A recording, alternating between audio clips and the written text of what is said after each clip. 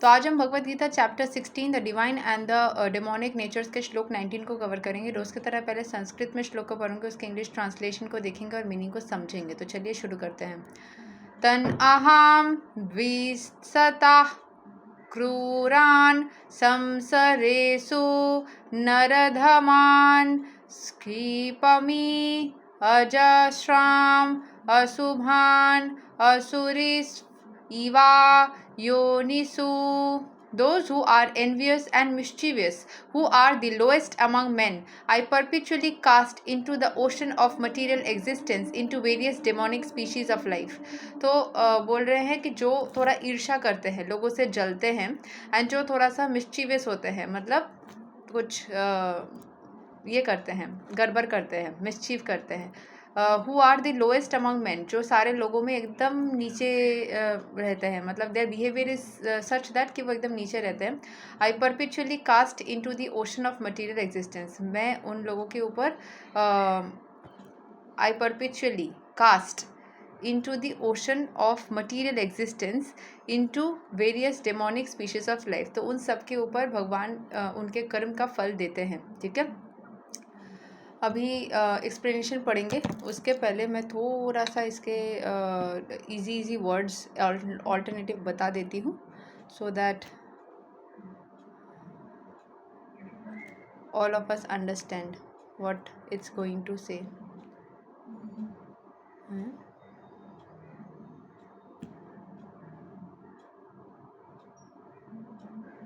तो उनके ऊपर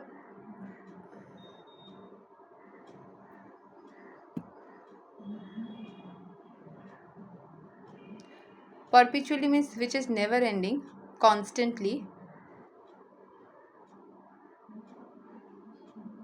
कास्ट किया जाता है उनके ऊपर मटीरियल एग्जिस्टेंस, मतलब वो मटीरियल एग्जिस्टेंस को और ज़्यादा अपने अंदर बढ़ाते जाते हैं, वो डिविनिटी से घटते जाते हैं और मटीरियल एंटेंगलमेंट में घुसते जाते हैं। अंडरस्टूड। अभी इसके इसीलिए 11 बज रहा है और ये जो चैप्टर मैं पढ़ रही हूँ उसके ऊपर 666 लगा है। इस टाइम पे भगवद गीता पढ़ते पढ़ते हम एक अफर्मेशन यूज़ कर सकते हैं। थैंक यू भगवान, हमारी ज़िंदगी को इतना सुकूनदार बनाने के लिए, इसमें इतने सारे ब्लेसिंग्स भरने के लिए। आपकी कृपा से सारी चीज़ें लाइफ में अच्छी ऑलरेडी चल रही है और मुझे यकीन है कि आपकी कृपा हमेशा बरसती रहेगी तो और अच्छा रहेगा और अच्छा होता जाएगा, और आपके कृपा हमेशा ही बरसती रहे, इसकी हम दुआ करते हैं। और मुझे यकीन है कि आप ज़रूर से अपना कृपा दृष्टि हमारे ऊपर बनाए रखोगे। थैंक यू भगवान, thank you thank you thank you. Hare Krishna Krishna Krishna Hare Hare, Hare Ram Ram Ram Hare Hare, Hare Krishna Har Har Mahadev. ठीक है, तो यही बोला जा रहा है कि जो एनवियस होते हैं, इसीलिए मैंने इस लाइन को अलग से एक बार देखा क्योंकि मुझे थोड़ा सा उस चीज़ में डाउट हो रहा था। जो लोग एनवियस होते हैं, नेगेटिविटी करते हैं, उनके अंदर ना वो सारे जो है मटेरियल वर्ल्ड के इंटेंगलमेंट्स और बढ़ते चले जाते हैं। सो यहाँ के एक्सप्लेनेशन को समझते हैं। In this words it is clearly indicated that the placing of a particular individual soul in a particular body is the prerogative of the supreme will. ठीक है, सो एक आत्मा एक शरीर के अंदर जो रहेगा ये भगवान की इच्छा से ही होता है, क्योंकि भगवान उसके कर्म के हिसाब से वो चीज़ देते हैं। भगवान अपने आप ऐसा पार्शलिटी नहीं करते। कोई क्यों बोलते हैं भगवान आपने मुझे इतना क्यों ऐसा दिया, उसको इतना लाइफ क्यों अच्छा दिया, क्योंकि उसने वैसे ही करा है। The privilege, the right, the मतलब वो जो सुप्रीम की इच्छा से ही होती है, वो इसलिए होता है क्योंकि वो इंसान वही डिज़र्व करता है, क्योंकि उसने वैसे ही कर्म किए होंगे। अगर उस किसी कोई ख़राब ज़िंदगी जी रहा है ना, तो इसका मतलब वो ख़राब ज़िंदगी उस टाइम पे जीने के लिए कुछ ऐसा कर्म शायद किया होगा, कुछ वो ऐसा उस टाइम पे वही डिज़र्व करता है। ठीक है, और बाकी जो है द डेमोनिक पर्सन में not agree to accept the supremacy of the lord and it is fact that he may act according to his own whims.